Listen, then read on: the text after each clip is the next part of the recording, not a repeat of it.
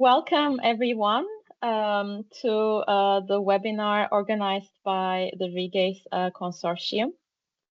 Agrivoltaics has emerged as a key solution in the intersection of green energy and farming. But how can we ensure its sustainable integration into Europe's agricultural, technological, and legal ecosystem? Today, we're together to answer this question as the REGACE Consortium, and we will explore the digital, social, environmental, and legal dimensions of agrivoltaics. Today, we have 4 speakers, including myself, and we will start with the presentation of Cristina Cornaro from the University of Rome Tor Vergata. She will speak about the role of digital twins and models in optimizing agrivoltaic systems and improving climate resilience. And then we're going to hear from Andrea Volterrani from University of Rome Tor Vergata about participatory processes involving farmers in a photovoltaic innovation in greenhouses. And then we're going to hear from Liron Amdur from Tel Aviv University about the environmental and economic potential of carbon dioxide enrichment and dual land use for sustainable agriculture and renewable energy. And finally, I will speak about legal challenges and pathways shaping the future of agrivoltaics, including data governance. Thanks a lot for being here with us today, and I will leave the stage to Cristina to share with us some maybe introductory words about the project and to talk a little bit also about the project.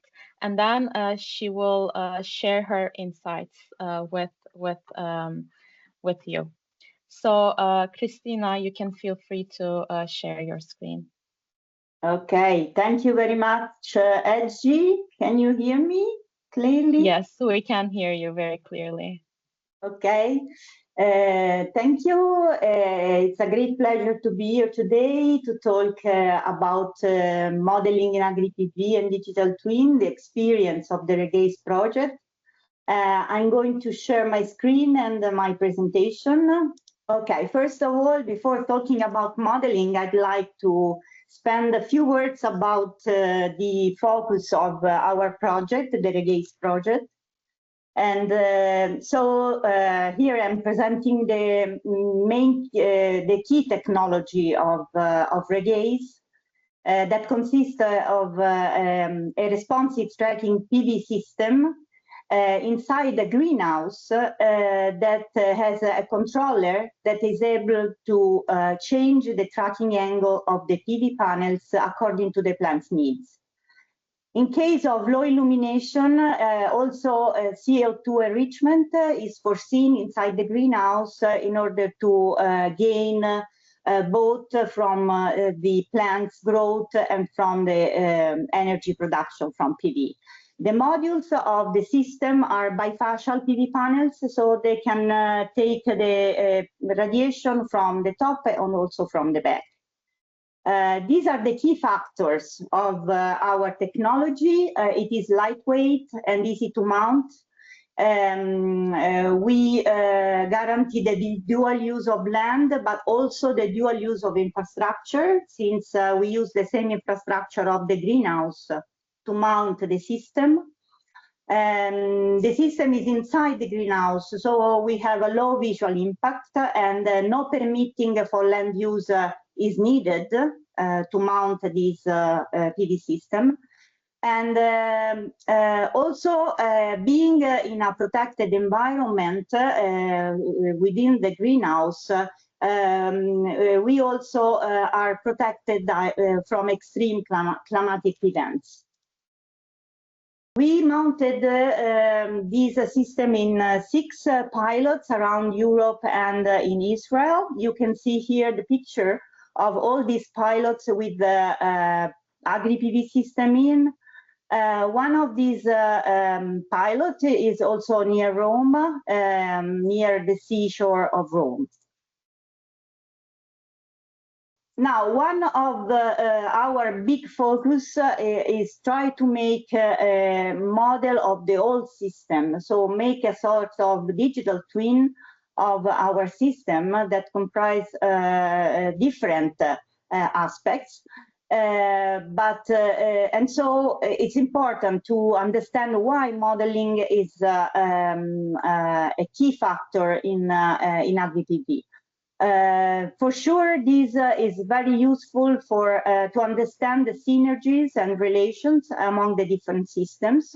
We will see that we have different ecosystems that interact one with the other. The modeling is very useful to provide support in the design, but also in the control and management of the system in order to optimize the crop yield and the PV energy yield.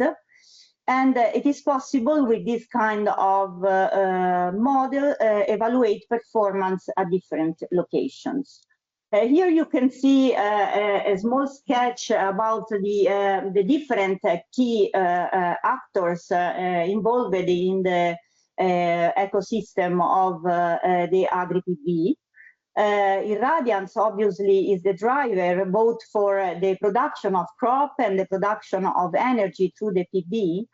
And these two aspects also interact one with the other through shading and albedo, modifying both the crop growth and so the crop production, but also the PV energy. For example, the albedo is important for the bifacial PV.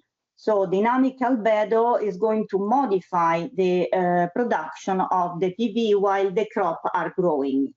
Also, the microclimate is influenced from both the PV system and the crop. There are various ways to model this complex interaction among different systems. And we can basically divide these two approaches in a physical and statistical. As you can see from the sketch, regarding the physical approach, we need to model with physical models the different elements that constitute the overall system of Agri-PV. So we will have to model the microclimate. It's important to model the effect of PV considering the shade on the crops, and so also PV shading models are necessary. The PV has to be modeled to evaluate its production, so also PV electrothermal models are needed, and models are needed, and you can see here in the sketch some of the different models you can use for the different aspects. Obviously, crop growth model is another important and key factor, and as you can see from the different arrows, these models interact differently one with the other. In order to produce the output, that is PV production and yield. And the model can overall be used to the optimization of both parameters. The physical approach is quite accurate, but is very time-consuming considering the high computational effort that is needed to run all these different models and to connect all these different input and outputs. On the contrary, we have the statistical approach in which a large amount of data are needed for the different system, microclimate, crop, PV, and this can be ingested by different kind of statistical model. We can talk about neural net or machine learning or empirical models in order to get the final output, that is the PV production and yield. In this case, the statistical models are less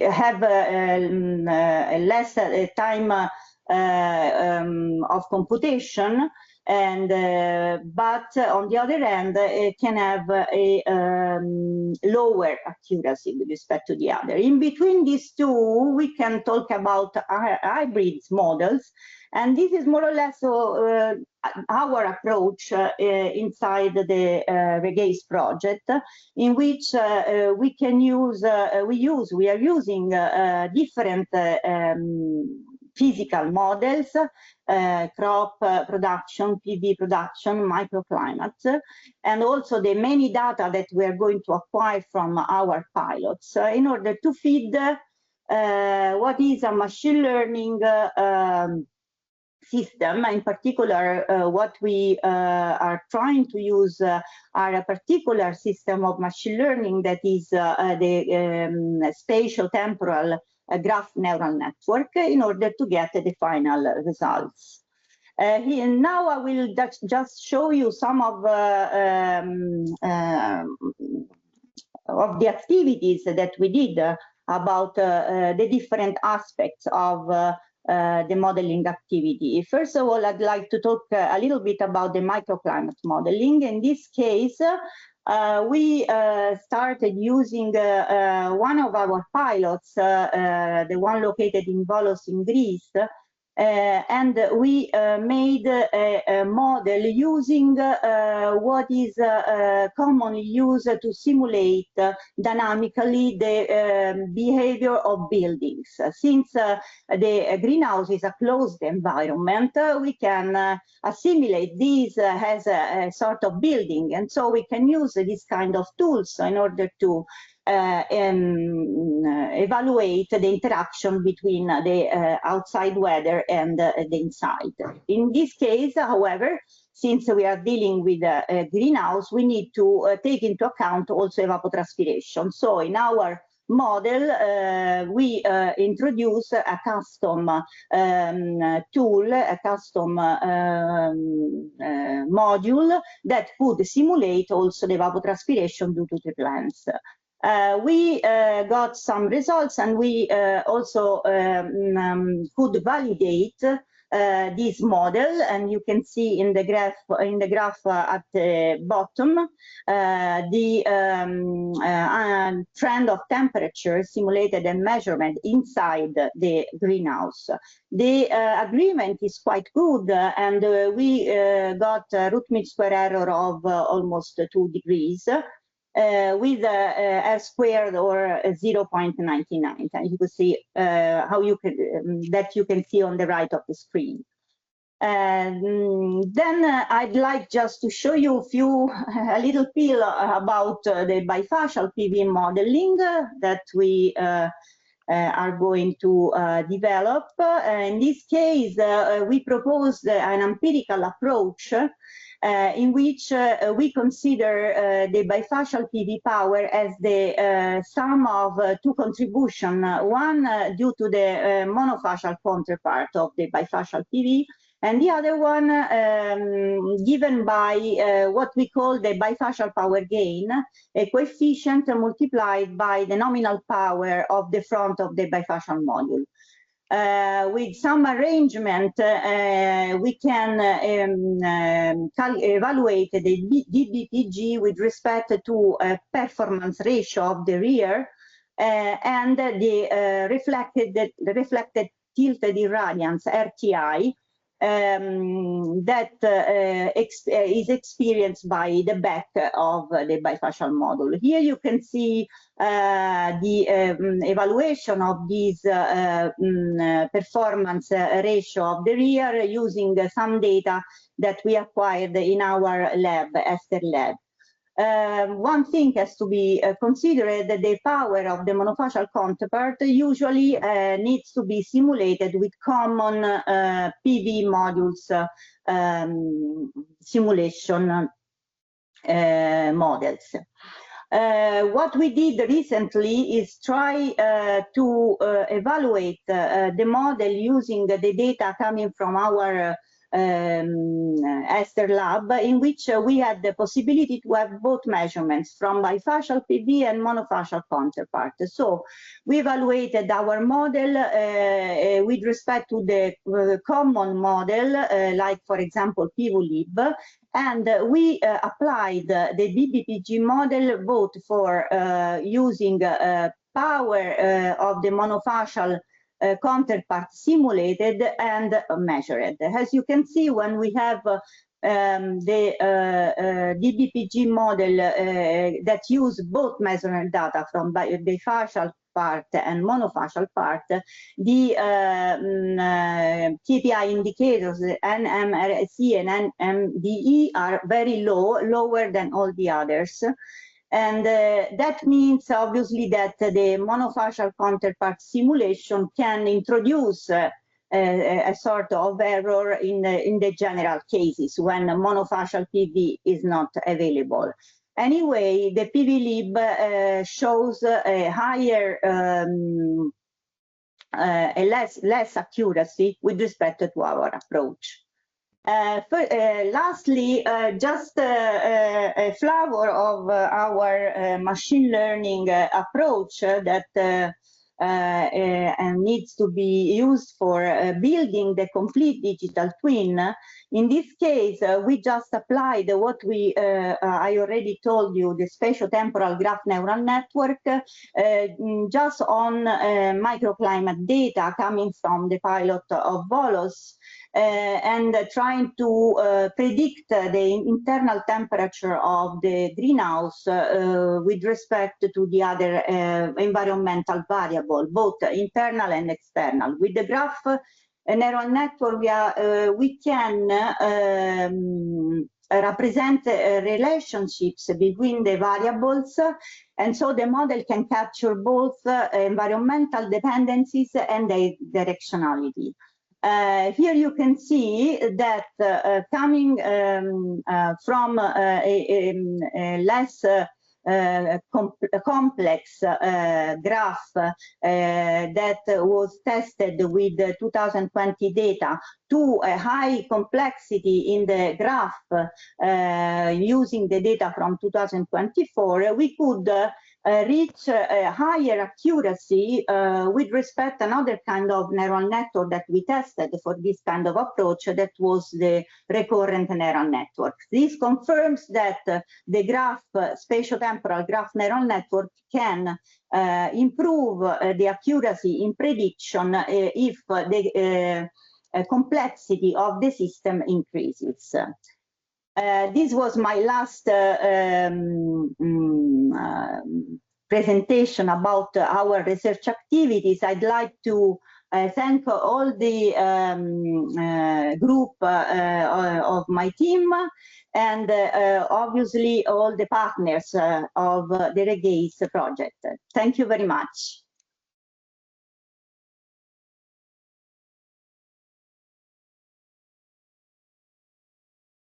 Thank you, Cristina, for your presentation. We will now move forward with the presentation of Andrea Volterrani about participatory processes involving farmers and photovoltaic innovation in greenhouses. So Andrea, now you're on screen. We can see you. You can unmute your microphone, and the floor is yours. Thank you very much, Ezgi, and good morning to all for your presence. I try to move to another field of interest about our REGACE project. We are in the field of social science, and I try to talk about the experience that we have made about the participatory processes involving farmers in understand the innovation of photovoltaics in greenhouses. If you can change the second slide, thank you. What is the core of our approach is the approach of co-creation that stay inside the more general approach of citizen science that is a way to support innovation with the participation, real participation of the beneficiaries of the innovation at the beginning of the innovation, not at the end when you have the prototypes. Which is the idea? The idea is to have a more dialogue between researcher and beneficiaries. And in this case, in REGACE, we have an idea of an empirical case for co-creation in the specific area of agri-photovoltaics. So the next slide.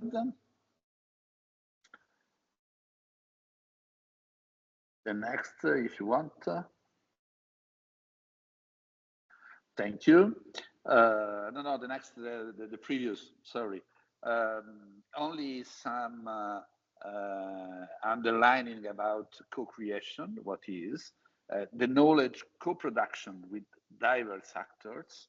And obviously, in this case, we move beyond top-down science and technology models, enhances legitimacy, trust, and inclusiveness, and draws on innovation, design thinking, and social sustainability literature. Obviously, in this idea is in general with the citizen science, as I said, approach. The next slide, thank you.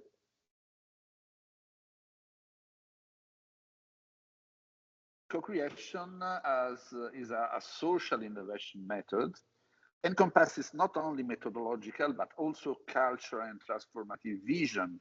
Obviously, we have a different approach on the science, and also the researcher, they have the idea that it's very important, the contribution of the beneficiaries. Because if they don't have this idea, it's very difficult to create a process, a co-creation processes. And so, empowers users, the beneficiaries. It's very important to enhance the democratic legitimacy of the technology innovation reception. And also it's possible to offer specific outcomes in efficiency, sustainability, and social capital creation. The next slide. So the sociological perspective on co-creation have 4 features. The first is introduce an epistemological shift by legitimizing and valuing knowledge held by non-experts, like farming, that is experts obviously in the field of agriculture, but they don't have an experience about photovoltaics. The second is promotes fair recognition of diverse knowledge systems, including local, experiential insights, challenging traditional hierarchies of expertise. The third is resist to the neoliberal technocratic governance model. And at the end, embeds bottom-up innovation practices in local context. The next, we are going to the our experience. And so we have our project, the REGACE project. As you know, it's an Horizon project focused on integrating agricultural production with photovoltaic energy system inside the greenhouse. 5 countries. We use 3 different approach, co-design, open space, and work affairs session with the farmers to understand at the beginning, in the middle, and at the end, what they understand by the technology, the proposal, the idea of the technology, and then which is their support and contribution, and which is their problems or different attitudes about this idea. Obviously, when the technological innovation go away, we have the opportunity to have another moment with the farmers in each countries to understand the second phase. It's not the beginning of experimentation, but we are in the middle. And so we have other types of problems. The maintenance, for example, the functioning, and the opportunity for the energy production or the agricultural production. At the end of the project, we will make a final work affair to evaluate with the farmers the final experimentation about the production of energy, and on the other hand, about the agricultural production and the results of this. If the innovation will be a good idea or an idea that leads to further development. The next slide. We have make and use different methodology and tools. At the beginning, we have make 44 in-depth interviews. After this, we have, as I said, the core of our approach of co-creation, open space to understand the perception, and work affair to work with table, mixed table made by researchers and farmers. And after this, we use also other types of traditional methodology like thematic and discourse analysis, visual tools for dialogue, and questionnaire on the perception. But the core of the co-creation approach is the host and the work affair, that are two different methods to facilitate the participation of the people.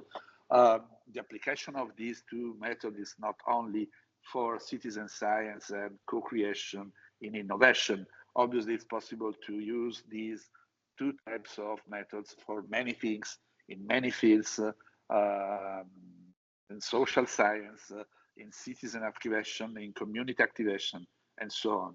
In this case, I have this particular use in this project. The next slide. We have some, the next slide, some photo. In this case, we are in Volos during the work affair inside the greenhouse. Next, in this case, also always in Volos. Here we are in Vienna with different researchers, and we have the opportunity, as you see, to stay at both in one side to discuss with some particular table, and to discuss also when it's possible to see the greenhouse and the agrivoltaic system installed in the greenhouse.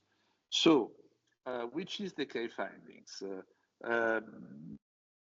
In our opinion, it's very interesting to bridging scientific and practical knowledge, because means integrating academic research with hands-on experience and local expertise.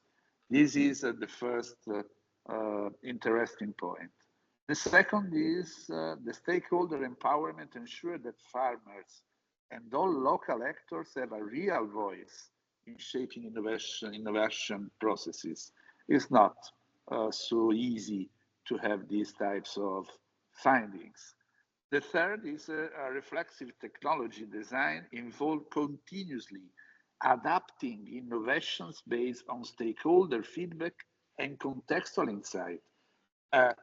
During the innovation, during the experimentation, it's possible to have a mutual learning and critical evaluation about the work. And finally, it's possible to promoting democratic dialogue means creating inclusive spaces where all voices, especially those traditionally marginalized, can contribute to decision-making. In this case, the decision-making about the innovation processes. Finally, the last slide.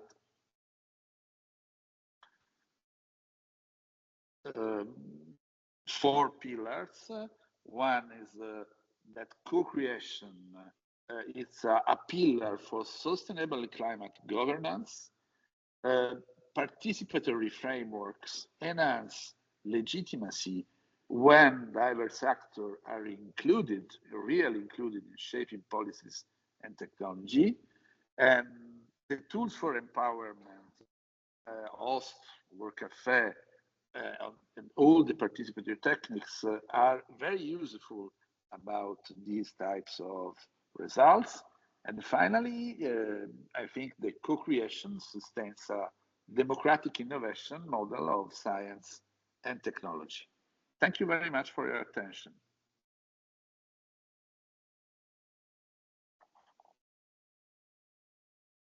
Thank you, Andrea, for your presentation.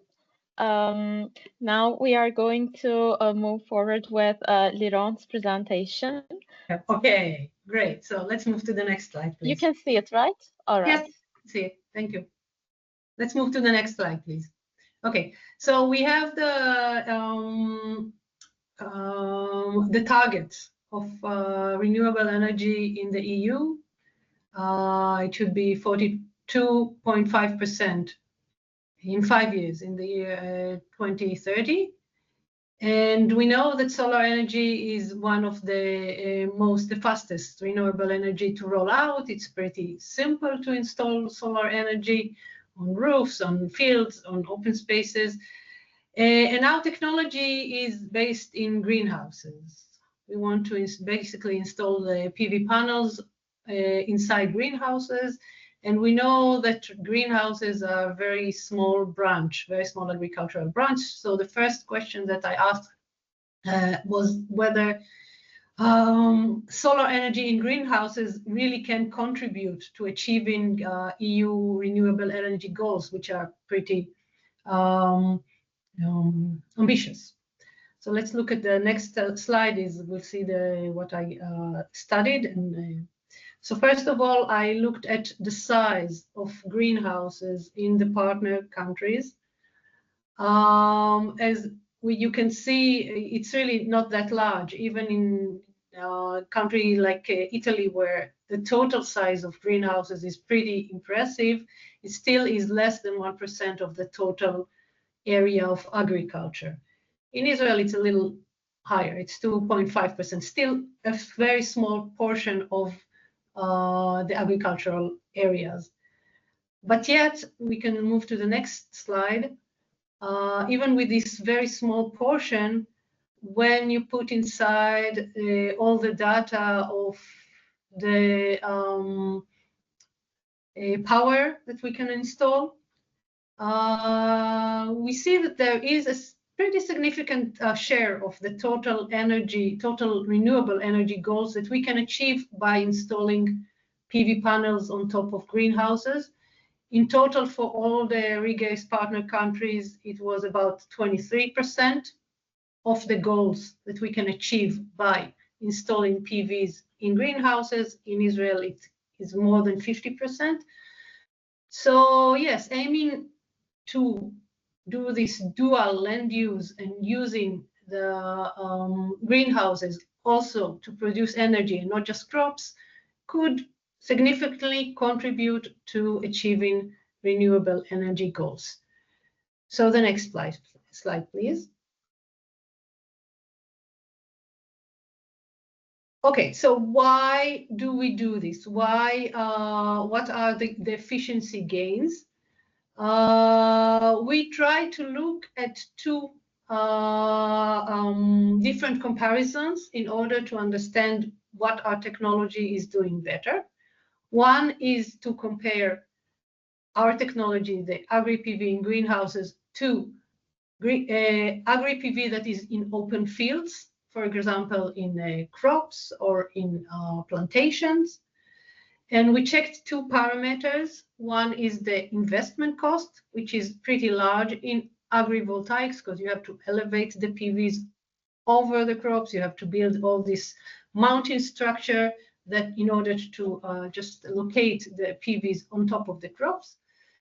And we looked also at natural resources. I will explain it a little bit later in my presentation. And CO2 footprint. Of course, what we are trying to do with renewable energy is to lower the CO2 footprint of energy. So can we achieve it? a little bit better with our technology than with open field Agri-PV. And then the next comparison that we did is between two greenhouses, one with PV and one without PV, to see whether the fact that we install PVs in greenhouses, does it hurt the crops? Does it improve maybe irrigation system? We maybe need to use a little bit less water because we have something protecting the crops from all the heat and all this evaporation that could happen. So I will show now the results. So we can go to the next slide. So the first comparison, like I said, was between the Agri-PV in greenhouses, our technology, and Agri-PV in open fields. I did a few things. One is a literature search. I looked into all the international literature. You can see here the map of all the countries from which I have data. And I looked into economic parameters of what is found in these publications, in these scientific publications regarding the investment cost of installing PVs in open fields. I later went out to an actual field survey of projects that I found in Israel, actual Agri-PV projects in open fields and plantations, and I took all the measurements and talked to all the managers of this field, of these projects, about their economic parameters, how much it cost them to build the mounting structure, to build the entire project. And then I compared it to what it cost us to do our installations inside greenhouses, because we have 6 sites and we looked into the economic parameters of the installations of each and every one. So the next slide, please. So what we can see here is that, first of all, installing PVs in greenhouses is cheaper. It's cheaper than building them in open fields or in plantations. It's almost 24% cheaper than installing PVs in open fields. And mostly this comes from savings on the mounting structure. You don't have to build a big pergolas and hang all the PVs on top of it. You can just use the infrastructure of the greenhouse itself and just hang the PVs there. And also there are a lot lower costs of the installation itself. Okay, it takes a lot less time, a lot fewer workers. I think mostly because you don't really have to build a separate mounting structure. You just use the greenhouse itself to hang the panels inside. So it's, first of all, it's cheaper to use this solution, which means that more energy companies, more farmers will probably take this path to enroll more and more PV and renewable energy projects. Let's look at the next slide. So by minimizing on the mounting structure, you also minimize on natural resources, which is the iron that it takes to build this very big mounting structure to hang PV panels on top of crops. Well, minimizing on the iron means also minimizing on CO2 footprint, because iron production is very much energy intensive. So there are a lot of emissions coming from this energy needed to produce the iron in the Agri-PV structures. And you can see that once you hang the PVs inside greenhouses, this CO2 footprint is lowered by half, more or less. You can see the graph here. And the next slide. Producing iron is also very much water intensive, okay? And again, minimizing the iron in the mounting structures means also that you don't need to use that much water in order to produce iron. You don't need to pollute that much water while producing the iron. So this is, again, another gain of our technology of just hanging the PVs on top of the greenhouses that already exist. Next, please. Now I move to the next comparison, which is between greenhouses with PV and a greenhouse without PV. We don't want to, of course, impact food security by adding this energy production inside the greenhouses. So what we did is look at a number of trials in our 6 sites. In each site of the project, we have one greenhouse in which there are PVs, and the next greenhouses is without PVs. And we grow the same crop at the same season in both greenhouses, and then we compare the yield between them.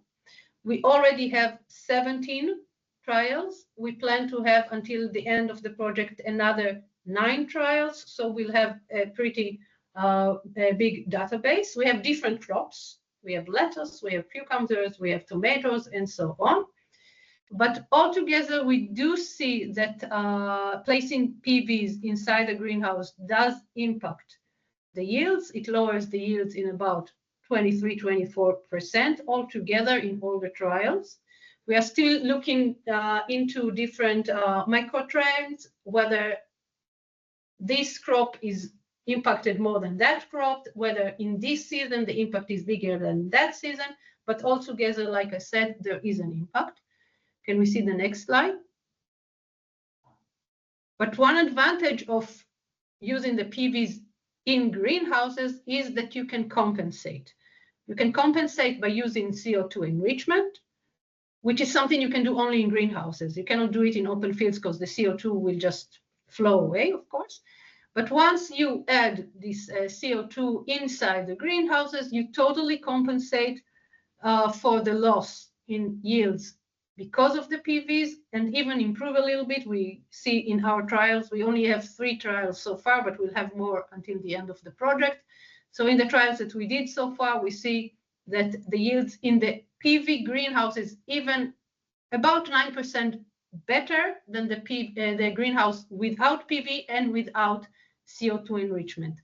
So we have these technologies that can compensate for the fact that we hang PVs inside the greenhouse. I think that's it for me. Thank you so much.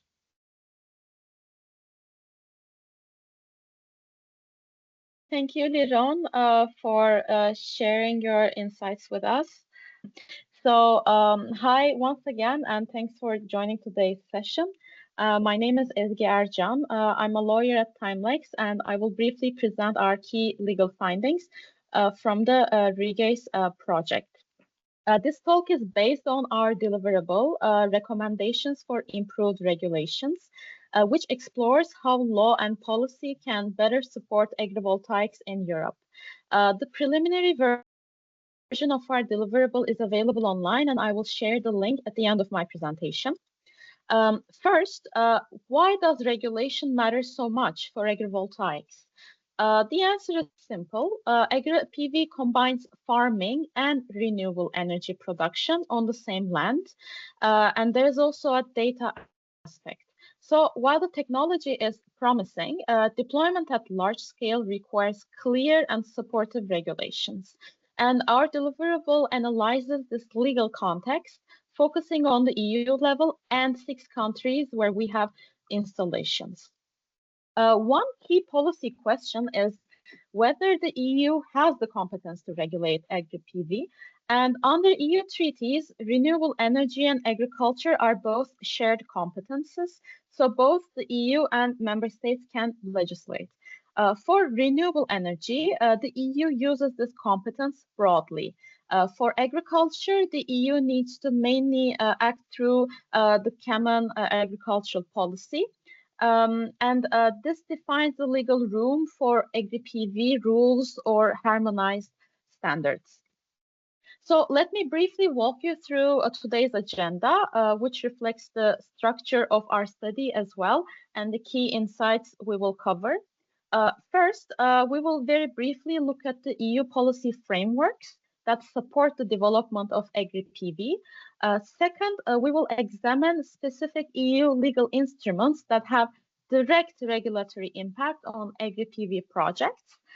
Third, we will touch on other relevant EU instruments that, while not directly regulating agri-PV, that influence important aspects such as supply chain resilience, data management, and cybersecurity.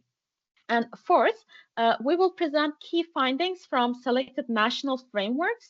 And finally, we will conclude with policy recommendations. These are practical steps for EU and national policymakers to remove barriers, create incentives, and build trust in agri-PV as a sustainable solution for agriculture and energy. So in the first part, we examine how broad EU policy frameworks provide an enabling environment for agrivoltaics. So here we have the European Green Deal, which serves as the overarching policy umbrella, putting the EU on the path to climate neutrality by 2050. And it encourages innovative renewable energy solutions to meet these ambitious emission targets. Secondly, there's the EU solar strategy, which is highly relevant as it recognizes integrating solar energy into agriculture also as a strategic priority. This is a direct policy endorsement for agrivoltaics for expanding solar capacity without competing for scarce land resources.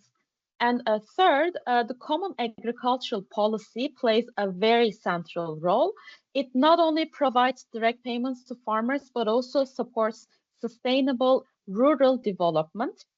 And it's crucial that CAP explicitly allows agrivoltaics. I will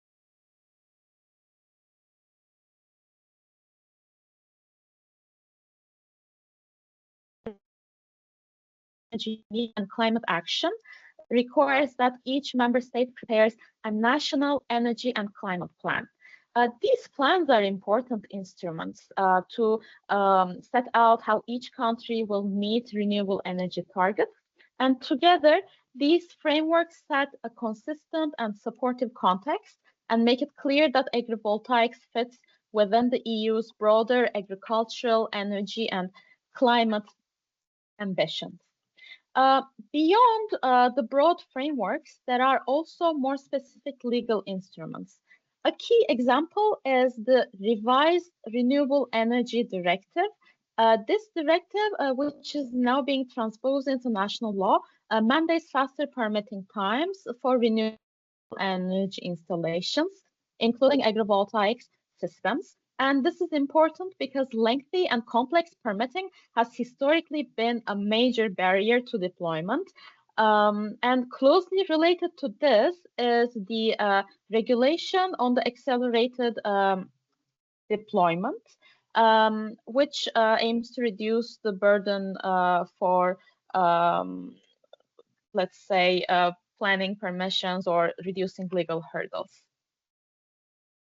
And then when it comes to actively shaping, let's say, the broader environment, there are different laws that touch upon the supply chain, data, and cybersecurity.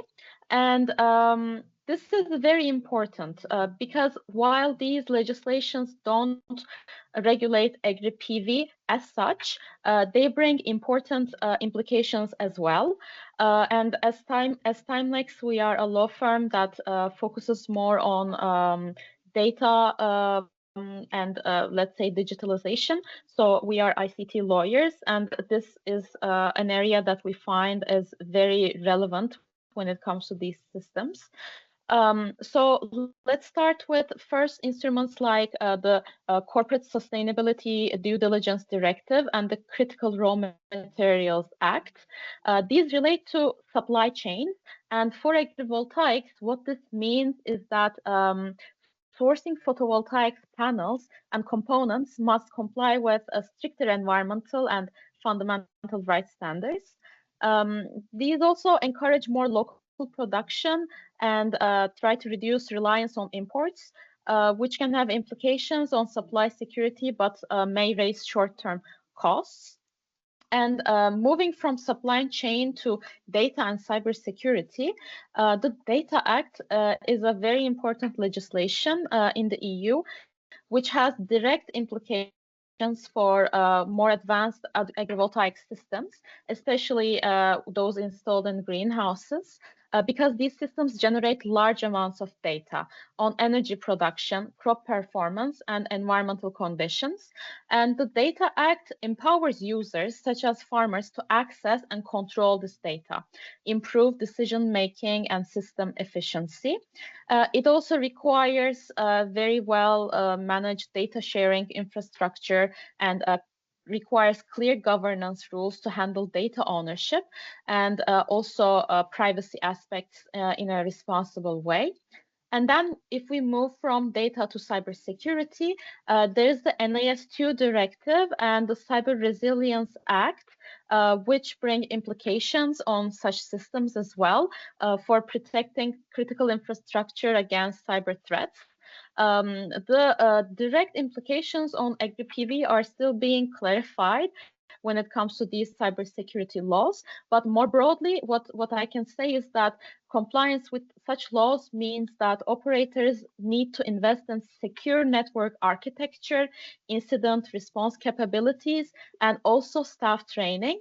While these regulations raise operational costs, it's very important for safeguarding energy security and also the integrity of data.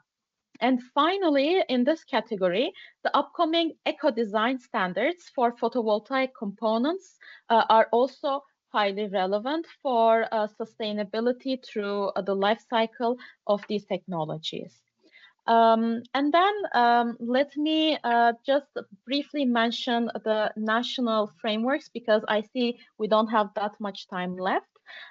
When it comes to our findings, some member states have clear definitions, but then complex permits or limited financing can slow deployment. This is the case we see in France or Germany. And then in Greece and Italy, we see a developing landscape. However, there are rapid policy developments sometimes and some challenges with grid capacity and fragmented laws. And another country we surveyed, which was Austria, there were certain policy gaps and limited economic incentives. So overall, there are national differences, and these differences also highlight the need for coordination on the EU level. So when it comes to our policy recommendations, based on this analysis, we recommend that the Common Agricultural Policy should explicitly ensure that Agri-PV installations do not disqualify farmers from receiving support, and mechanisms should be established to monitor compliance with legal standards. And then our second recommendation is simplifying and shortening permitting procedures for renewable energy.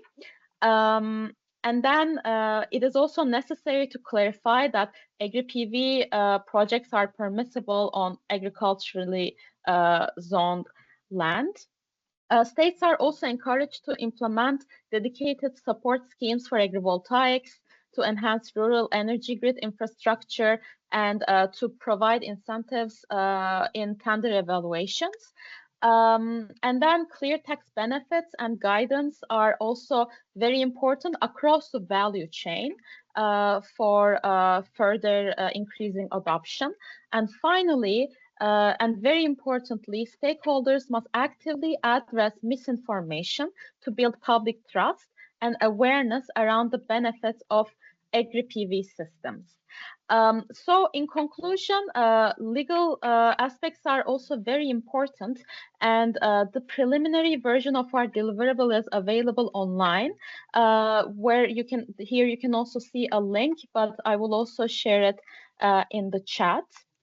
And seeing that we are almost about to reach 12, I will conclude my presentation here. We can maybe have a few questions. I see we have quite a bit of questions, actually 3 of them. Maybe we can just do a very quick summary to address to the extent that we can. So I'm also bringing Cristina on screen to address any questions that she would like to take. Yes, thank you, Ezgi. I just try to reply to this question on the chat. So I put something on so they could see about my answer. Anyway, I can also repeat that. Regarding the question A, really in our PV model, we are considering the POR irradiance as one of the inputs. And so really as a measurement, so we are implicitly taking into account also the variation of the albedo due to the variation of the crop or other things that are beneath the panels.